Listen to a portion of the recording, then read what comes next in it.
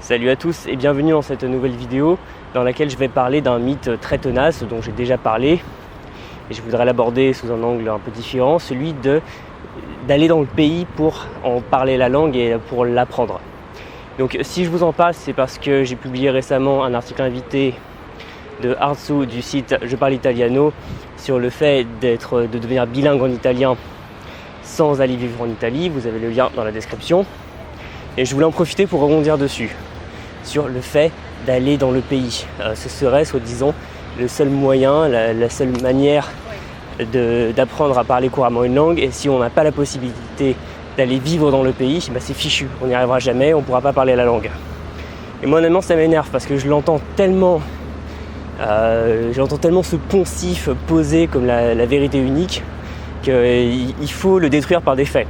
Donc forcément, aller dans le pays, ça aide, parce qu'une fois j'avais fait une conférence, c'était à la BNP, dans laquelle j'ai dit, encore une fois, qu'aller dans le pays n'était pas nécessaire pour apprendre une langue, que c'était pas le meilleur moyen d'apprendre une langue.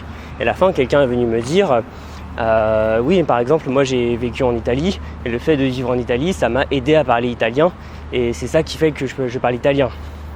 Et bon, c'est indéniable que cette personne a réellement profité de son séjour prolongé en Italie pour apprendre l'italien. Mais c'est parce qu'elle m'a dit qu'elle travaillait dans un milieu italophone. Donc je lui ai dit oui, mais dans ce cas, c'est sûr que vous avez beaucoup progressé. Mais dans bien des cas, ce que j'ai pu remarquer par l'expérience, c'est que beaucoup de gens qui sont allés dans un pays, qui ont passé un certain temps, en sont revenus sans forcément parler la langue. Et ça c'est intéressant parce qu'une fois qu'on se rend compte de ça, on comprend la nuance qui est capitale. Parce que j'entends tellement de gens dire « Ah, mais il est allé dans le pays, il en est revenu bilingue ». Alors déjà, comme si le pays c'était une sorte de pays lointain imaginaire dont on revient transformé. Et puis bon, vous savez quel est mon avis sur le soi-disant niveau bilingue. Généralement, des gens qui reviennent d'un pays après un court séjour ne sont pas bilingues. S'ils arrivent à parler couramment la langue, c'est déjà énorme, c'est déjà super. Mais bilingue, pas forcément. Après, le souci, c'est que aller dans le pays et être en immersion totale et pratiquer, c'était sans doute vrai jusqu'à un certain point dans l'histoire. Je pense que maintenant, ça a beaucoup changé. Parce que très souvent, quand on va dans un pays, on y va pour étudier ou pour y travailler. Et ce qui va se passer généralement, c'est qu'on va se retrouver dans un milieu qui est soit francophone, si vous êtes francophone, soit un milieu anglophone, par exemple une entreprise, mettons, dans une ville comme Berlin, je sais pas. Je pense qu'on connaît tous quelqu'un qui a au moins vécu, travaillé à Berlin. J'y ai vécu et travaillé pendant quelques mois.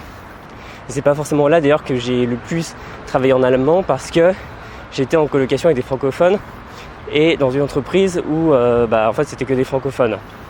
Et ce qui se passe maintenant avec la mondialisation, c'est que beaucoup de gens se retrouvent dans un milieu où ils ne vont pas tant pratiquer la langue que ça. Et c'est pour ça que je voulais tant insister sur le mythe de l'apprentissage dans le pays, parce que il suffit pas d'être dans le pays pour par magie apprendre une langue. Ça, c'est vraiment quelque chose auquel on se raccroche, soit comme une mauvaise excuse. Je ne vis pas dans le pays, donc je ne peux pas apprendre la langue, donc il vaut mieux que j'essaye pas. Ou alors se dire « Oh, mais je fais pas de progrès, mais une fois que je serai dans le pays, l'an prochain, je vais progresser super vite. » Ben non, franchement, pas forcément. Parce qu'on peut très bien se retrouver à avoir peu de besoins du point de vue linguistique. Par exemple, vous êtes, je sais pas, en coloc avec des Français, vous travaillez dans une entreprise en anglais, donc si vous apprenez l'anglais, c'est super. Si vous voulez apprendre, je sais pas, l'allemand à Berlin par exemple, déjà vous êtes limité. Ensuite, honnêtement, de quoi avez-vous besoin pour vivre ? Pour faire les courses, vous avez besoin du vocabulaire de base pour rendre la monnaie ou pour faire ce genre d'interaction. Et après, vous pouvez très bien aller à des endroits où tout le monde va vous parler anglais. Donc ça montre bien à quel point le simple fait de se trouver dans un pays ne suffit pas. Et même, vu que les environnements deviennent de plus en plus internationaux, pour reprendre l'exemple de Berlin encore une fois, je connais des gens qui vivent là-bas qui m'ont dit, une fois je suis allé dans un café, j'ai demandé quelque chose et là le serveur m'a répondu « Désolé, je parle pas allemand ». C'est quand même un peu abusé de la part de ce serveur qui aurait pu au moins faire l'effort d'apprendre l'allemand syndical pour prendre des commandes. Mais ça c'est pour ça que ça m'énerve quand on dit toujours « Ah mais il faut aller dans le pays » ou « Ah mais il parle cette langue parce qu'il est allé dans le pays ». Non, parce qu'on peut très bien passer beaucoup de temps dans un pays avec le minimum syndical pour survivre, donc faire les courses, etc. Et ensuite demander à des amis, voire à son patron, ça se fait assez souvent, de régler les détails administratifs. Et le reste du temps, on n'en a pas besoin. On peut rester très bien entre francophones. Il y a plein de gens qui font ça, ou juste entre gens qui parlent anglais, et rentrer du pays en se disant finalement j'ai pas progressé. Ou alors même j'ai connu des gens qui étaient allés dans des pays dont la langue les intéressait pas forcément. Ils s'en sont très bien sortis pour ne jamais apprendre la langue, ce qui est un peu paresseux de leur part au niveau intégration. Et voilà, ça se fait comme ça. Et c'est juste pour vous dire que vous n'allez pas vous retrouver dans une situation magique où vous allez être obligé de parler, parce que bien souvent vous n'aurez pas tant besoin de parler la langue que ça si vous voulez vous débrouiller. Donc on se débrouille souvent, à mon sens, beaucoup mieux pour ne pas parler la langue plutôt que pour la parler, ou alors pour la parler très peu. Et ça c'est pareil pour un voyage. Il y a beaucoup de gens qui se disent allez, je vais faire un voyage, je vais pratiquer pendant 2 semaines, je vais faire que ça et je vais revenir avec un super niveau. Ça peut marcher, mais encore une fois il faut savoir ce qu'on fait, parce que ce qui se passe très souvent pendant un voyage, c'est qu'on y va avec sa famille, copains, copines, avec des amis, et on reste la majeure partie du temps avec son groupe. On parle très peu aux gens, ou alors on va faire l'interprète. C'est ça, je l'ai souvent fait auprès des commerces ou autres. On va demander, on va commander un repas, ou alors on va payer l'addition, et c'est tout. Et encore une fois, on va se retrouver en se disant à la fin du voyage ah mais c'est dommage, j'ai pas beaucoup pratiqué. Donc 2 choses. Aller dans le pays, ça je vous conseille d'y aller, c'est pas pour vous dire rester en France, en Belgique ou en Suisse ou autre. Essayez de partir le plus souvent possible, le plus rapidement possible dans le pays où est parlée la langue. Mais encore une fois, c'est pas forcément si important d'y aller très vite, parce qu'au début, vous n'allez pas forcément avoir un niveau très intéressant pour parler. Vous n'allez pas beaucoup comprendre la langue et vous n'allez même pas vraiment pouvoir progresser, parce que vous n'aurez pas le niveau pour déjà commencer à parler et apprendre du vocabulaire sur place.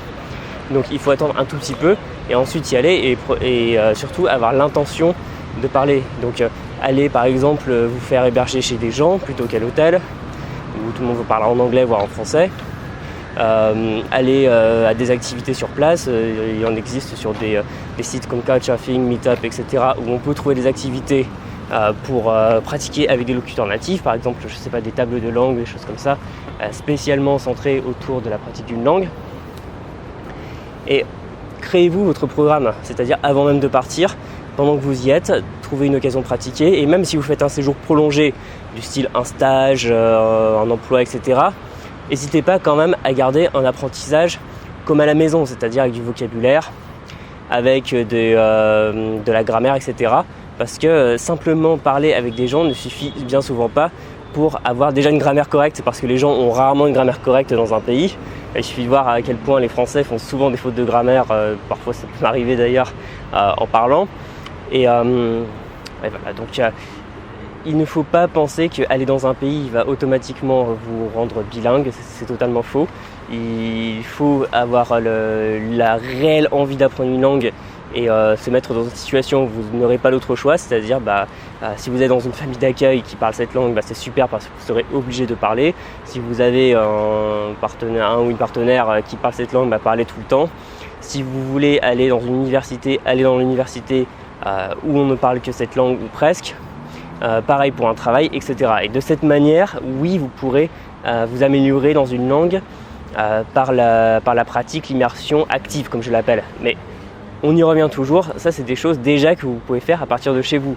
Donc si vous ne pouvez pas partir dans le pays à l'heure actuelle, ce n'est absolument pas un problème. Vous pouvez parler aussi souvent que possible avec des amis, par exemple sur Skype, sur WhatsApp ou des choses comme ça. Pratiquer, regarder des films, écouter de la musique, lire des ressources, des livres, etc. Et vous immerger, et c'est déjà amplement suffisant. Donc ce qui compte, ce n'est pas le lieu, c'est l'immersion active que vous allez faire. Si vous êtes dans le pays et que vous avez la possibilité de parler souvent avec des gens, c'est bien, parce que de toute façon, il faut à un moment passer de j'apprends un peu la langue avec de la grammaire, j'arrive à faire des phrases, j'arrive à parler à quelqu'un dans la rue qui n'a pas le temps et il faut vite le faire, à quelqu'un qui parle vite, avec quelqu'un qui parle avec de l'argot, avec une grammaire pas irréprochable, avec un accent. Il faut se préparer à ça, à la vraie vie dans le pays, et il faut y aller le plus souvent possible. Donc ne tombez pas dans l'extrême inverse qui consiste à dire j'apprends une langue pendant 4 ans et après j'irai dans le pays. Ça n'a aucun sens, parce que déjà il y a le plaisir d'y aller, il y a le plaisir de pratiquer sur place, il y a le plaisir de s'immerger dans la culture. mais aussi parce que c'est là qu'on découvre le vrai visage du pays, de comment, de tout l'aspect culturel, comment les gens pensent, leur tic de langage, voir comment ils parlent réellement, parce qu'il y a souvent une très grosse différence avec les méthodes de langue, etc. Voilà. Bon, j'en ai terminé avec cette vidéo. Là, je sais que c'est l'été. Si vous avez envie d'aller dans le pays où vous parlez votre langue cible, franchement, ne vous en privez pas. Si vous ne pouvez pas à l'heure actuelle, ce n'est pas grave. Continuez à vous immerger. Maintenant, il y a Internet pour ça qui permet de pratiquer aussi souvent et de manière aussi intensive que vous voulez. Et il n'y a plus qu'à. Il faut continuer, que vous soyez en France, en Belgique, Suisse, etc., Canada ou dans le pays qui vous intéresse. Voilà, j'en ai terminé. N'hésitez pas à vous inscrire à mes mails privés pour recevoir ma mini-formation gratuite 25 techniques pour apprendre votre vocabulaire qui vous servira à apprendre les mots et expressions de votre langue cible, que vous soyez chez vous ou à l'étranger. Vous cliquez sur le lien, il y a un formulaire pour vous inscrire et vous recevrez ça tout de suite après. Je vous dis à très bientôt dans une prochaine vidéo. Abonnez-vous à la chaîne pour plus de vidéos de ce genre et ciao!